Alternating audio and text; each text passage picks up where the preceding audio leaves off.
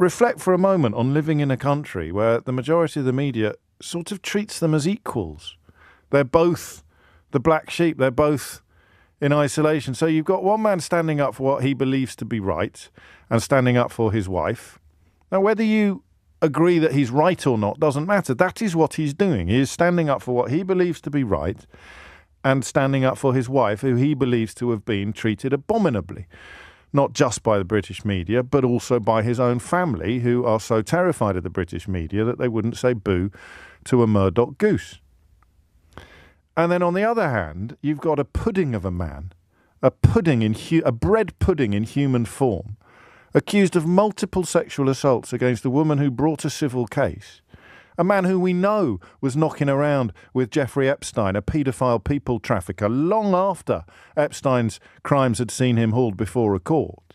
A man who we know took Jeffrey Epstein to the Queen's favourite house, Balmoral, and photographed him and his partner in crime, Ghislaine Maxwell, on the steps, on a bench that the Queen had famously been photographed in herself. So this milk pudding of a man, this friend of paedophiles, who stayed out of a dock by dint of paying 12 million quid of his mum's money to the woman that had accused him of multiple crimes, he is somehow the yin to Prince Harry's yang, as if the fact that neither of them were allowed to wear uniforms somehow spoke of comparable crimes or comparable offences. I remember watching that, and I enjoyed the coronation, and I've got no particular beef with elements of the royal family, but I remember watching that. I'm a fan of Prince Harry. So I watched that thing at Camp Bastion. I think it was at Camp Bastion, where he was giving an interview to camera, and the siren went off, and he just pulled off his microphone. He jumped up and he ran towards towards trouble. I know he's in an Apache, or don't hit the deep. But I don't know why. I'm a bit of a sucker for that sort of thing. People running towards danger. It's why I'm a big supporter of the fire service, particularly when they're coming under attack from Tory politicians. Suella Braverman was at it only this week. People who run towards danger, they're not infallible. They've got flaws. They're like the rest of us. They've got failings, but they've got something inside them that most of us haven't got. And I just liked that. And if you told me, and then of course the image of him walking behind his mum's coffin, which he probably doesn't like people talking about. But my God, as someone who's benefited enormously from therapy and suffered a tiny, tiny fraction of the trauma that lad must have gone through, that image there, that little boy walking behind it, that coffin, which they made him do. Astonishing to think that when he turned up for his dad's coronation, he was reduced to the same status as his milk pudding uncle, the paedophile's friend. I'm truly breathtaking. But it gets worse. It gets worse. Because, well, not only is the disgraced artist formerly known as Prince trying to win back his £3 million a year taxpayer, you and me funded armed security detail, and not only did Priti Patel stick her not inconsiderable oar in by contacting Panjandrams at the palace on behalf of Andrew after apparently breaking bread with his PR advisor. Unbelievable, really. But we also know now that the royal family itself has embarked upon some form of rehabilitation, not of Prince Harry, whose crime was to stand up for himself and his wife, but of Prince Andrew, whose offence was to spend £12 million of his dead mum's money keeping himself out of a dock where a woman had accused him of multiple sexual offences. It's not Harry that they're trying to rehabilitate. It's not Harry that was sitting in the passenger seat of Prince William's car last weekend when they all drove to church in Scotland. It was the other one. And I can't get my head around it. I truly can't. Marina Hyde, without whom I think many of us would probably have gone mad over the last few years. Marina Hyde writes in The Guardian today with characteristic brilliance about the sheer impenetrable awfulness of it all. She doesn't go in particularly heavy on Harry, although it's inevitable for me, or impossible for me, not to see them in relief to each other. But he's there, in the passenger seat. And first of all, as a feminist, I was pretty outraged that his wife, William's wife, was sitting in the back. Kate, Duchess of something or other, was sitting in the back of the car, while the paedophile's friend is sitting in the front. It's breathtaking, right? Do all fusses die down eventually, asks Marina in this morning's newspaper, permitting the fussy to return to life largely as they knew it, while the public scratches its head and tries to recall precisely which scandal, multi-million dollar out-of-court settlement, Pizza Express branch it remembers them from. Sheesh. Driven last weekend by Prince William to church near Balmoral, where the Windsors are currently all gathered with two notable exceptions. And, I mean, there it is, right? That's truly breathtaking, isn't it? This idea that now, it would seem, they are trying to just casually reinsert Andrew Windsor, the artist formerly known as Prince, into polite society, into respectable society.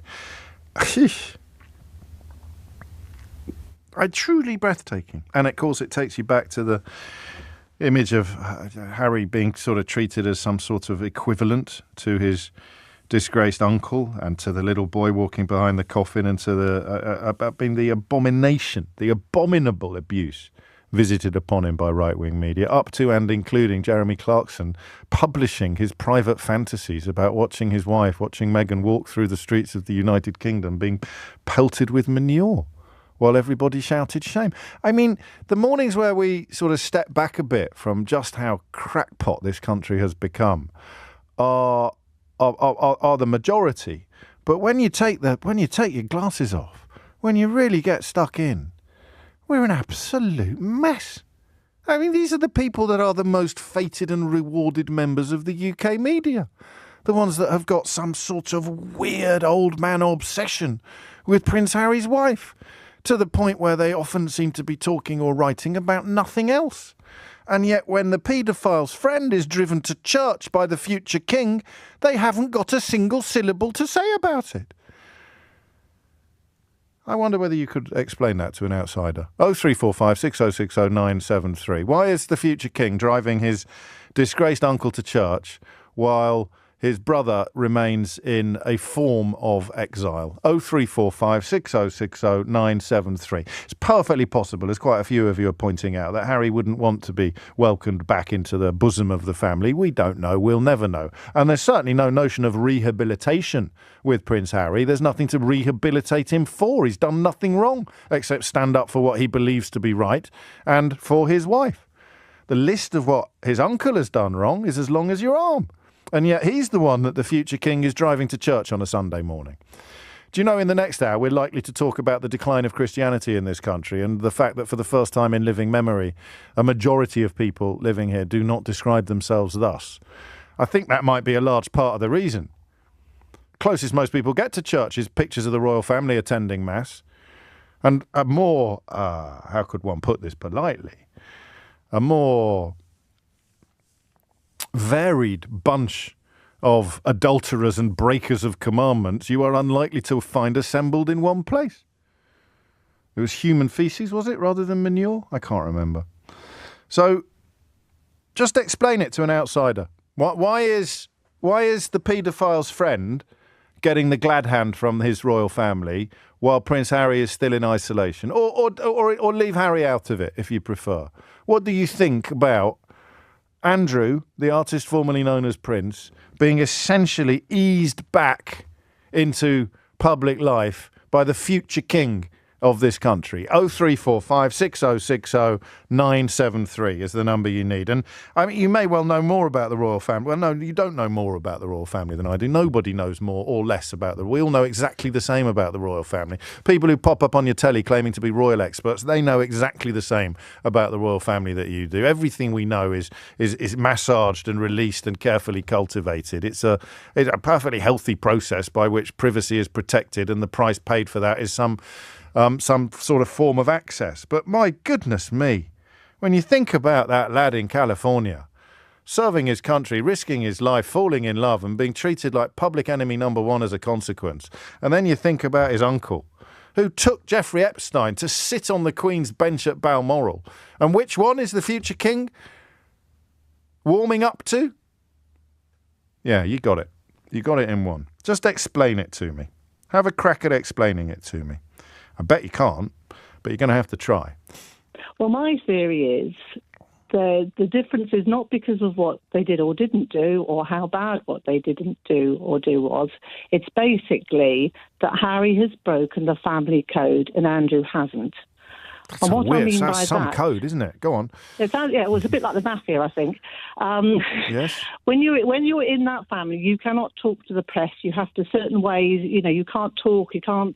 You've got to kind of follow the family code, which, as far as I can see, is protect William, and then the second in line tends to be the one that they leak stories out. Leave him alone, and we'll give you some dirt on the other one. Yes, yeah, correct, and that's done in little increments. Well, go after his wife. Fill your boots. Write what you Yeah, want about his wife. correct. That'll sell papers, Yeah. but leave him out of it. Leave Yeah. him alone. Yeah. Well, that's Harry's accusation, isn't it? I think that is part of his thesis. And I think, that's why Andrew can be rehabilitated, because he didn't break the family code. He, basically Harry, I guess by writing his book and putting everything out there, he stopped them having any ammunition against him. And I think that's the main problem. But I think the thing is, basically, Andrew kept the code. He didn't say anything to the press. Doesn't matter what he's done, because he's kept the code. And that actually speaks. I didn't think I'd be saying this at 11:36 today, but that speaks to the conversation we had in the last hour about Chinese communism. You may not realise this yet, Sarah, but I'm pretty sure it does, because they're thinking about the next Harry, and they're thinking about the great. So if you are born into this family, then the only rules that matter are our rules. Yes. And Harry broke our rules. Andrew didn't. Yes. Therefore, there is a way back for him, which means that their great-great-great-grandchildren will, the precedent is upheld, isn't it? That the rules you can't break are the rules of, what do the mafia call it? Omerta, I think. The rules of omerta. And so you can pay £12 million of your mum's money to a woman who has accused you of 3 separate sexual assaults and not break the family code. But if you call out your family for colluding with the media in attacks upon your wife, then you're toast. Correct. That's exactly how I see it. Good I grief. think it's terrible. Well, then I must invite you to answer the next question, which is how or why does the British public go along? Whether it's Meghan amplifying the voices of women entrepreneurs or Harry advocating for veterans, they lead with purpose and empathy. Their recent engagements prove that they're not just talking about change, they are the change. And that's why their influence continues to grow on a global scale. Let's talk about resilience. While the tabloids try to paint a different narrative, Meghan and Harry remain steadfast. They don't let the negativity define their story. Instead, they turn every challenge into an opportunity to uplift others. Their ability to stay focused on their goals, rather than the endless distractions, is truly inspiring. This is what makes them stand out, not just as royals, but as trailblazers redefining modern philanthropy. As always, Meghan and Harry continue to write their own story, one of purpose, passion and positive change. Their journey is a masterclass in resilience, grace and meaningful impact. What do you think about their latest efforts? Let's continue this conversation in the comments. And don't forget to like, share and subscribe to Meghan and Harry Tales for more uplifting content. Until next time, keep shining, just like the Sussexes.